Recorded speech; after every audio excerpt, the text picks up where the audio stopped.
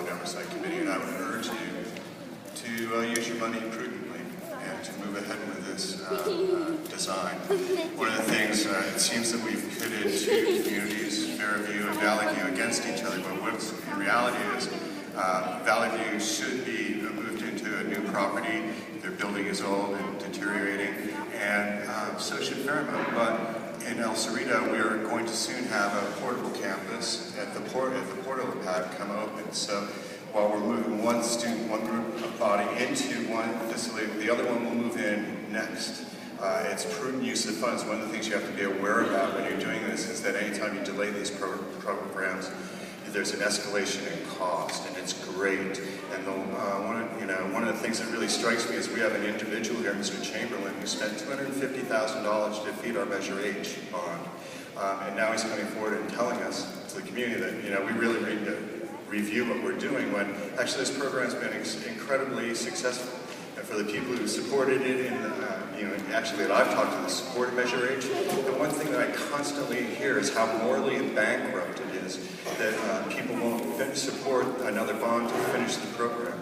One of the things we're going to face in the very near future is the escalation of costs due to the fact that UC Berkeley is going to start building in our neighborhood, and their consumption of building supplies and materials and manpower to make those their facility is going to put a great stress on us. So while we have the opportunity to make success in our neighborhood with the assets we have, we should take every single opportunity to do that. So I would urge a yes vote.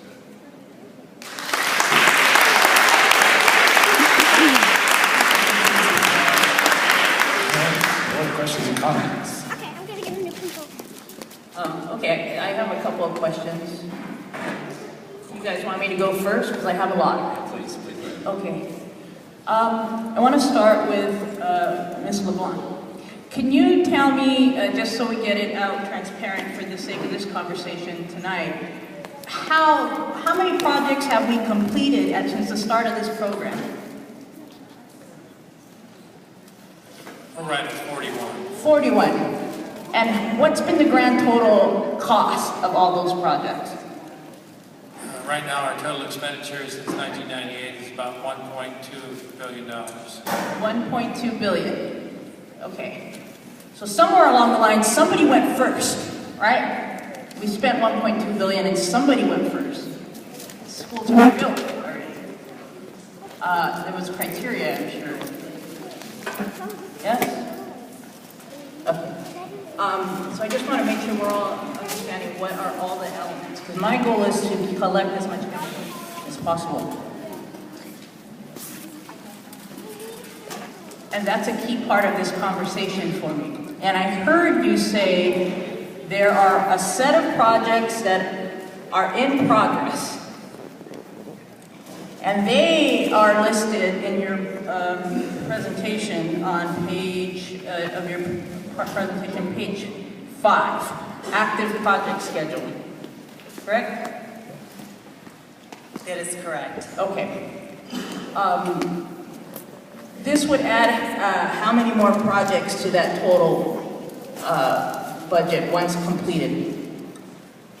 That would add the 360 that we still need, 338 plus the 1.2 billion once we complete those projects. That's accurate, yes. If that's accurate, you say? No, I said that is accurate. That is accurate. And we don't know if that's going to change, though, because we haven't finished these projects yet. They're estimated for those projects that are underway, but we're pretty close to finishing several of those projects within the next 6 months to a year. Could there be potential change orders for those projects? Yes, but we took that into consideration. You took into consideration, okay. So at some point, somebody decided who would go first, and we have a set in progress, we know how much we need. And then I think I heard you say we have this amount left in our current bond program, in terms of slide 3. Past bonds, which by the way, I want to point out, I believe Mr. Chamberlain didn't fund the defeat of Measure H. I just want to put accurate information out there. Let's be real and have real honest conversation. Somebody put money into it. It wasn't Mr. Chamberlain. I just want to point that out. So let's have real conversation about the fact that a group of people opposed it. Let's talk about who it was, for real. The second thing is, so we have a limited amount of money left in existing past bonds to go out and sell, to get that money in-house, cash. Yeah, it's correct, 592 million, and that includes the 135 that you're considering tonight. And that includes what we're considering tonight. So you point out that there's multiple decisions in this whole ecology that isn't just this one decision around this school site right now. It's an ecology of a couple items in this whole agenda, correct? They are related. They are related. Yeah. I have lots of family. I don't like to say they're related, but they are related, yes. So I hear parents at tonight, just present, Valley View, Fairmont. I've heard from emails from Steege. I've heard, when I was running for office, I heard from students from Richmond who said, I don't have windows in my classroom.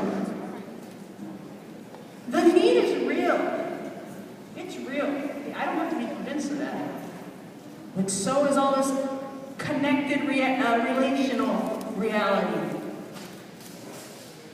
And I find myself having to make decisions as somebody who just got here and didn't make promises to anybody. How many of you saw me making a promise to you? The district sure did. And my sense is, how do we deliver that for everybody? That's my dilemma. How do we deliver that for everybody if the district made promises? We've made promises to a lot of people. And along the way, we've burned through a promise to a bunch of people who decided they were going to put in debt their futures, too, of their property. And you know what? They're so generous they did it. And so we've made promises to them, too. So that's what's before me. It's not an isolated to me incident. I want everybody to get what they deserve. And I have an example here. There was the same thing. A group of people who sat here and waited, and got heard tonight, 3 meetings ago, first. I believe in a fair process. But I believe in a process that's grounded in reality. This is where we're at today, right now. So I want to hear all this. I want to hear input. Because at the same time, how do I go back and say, even if we are going to deliver for everybody, I got to convince other people to go bond themselves again. And meanwhile, there are questions about how we've spent all that money up until this point on the projects that we have. There's questions about change orders. There's a CBOC that says we could operate better. Go to the citizens of our community. And it just doesn't feel prudent to me. I want to give Valley View that school. I want you to be next. But I can't tell you you're going to be next. That would be lying to you. And I don't lie to people and tell them and promise them and make them a pitch and sell them bill of goods. I want to get to the point where we actually deliver. Because how many of you have been waiting when and you've been waiting for delivery and it hasn't come yet? That's my question. So staff, what is the best way to deliver?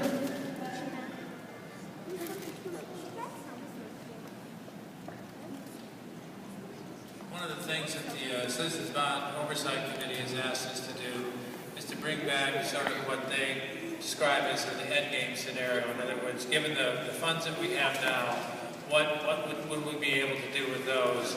And then if we do need, in order to complete all of our schools, an additional bond measure, when would that come and how much would that be and what would we have to have? And we've committed to bring back the Citizens Bond Oversight Committee a preliminary report on that at their February 25th meeting.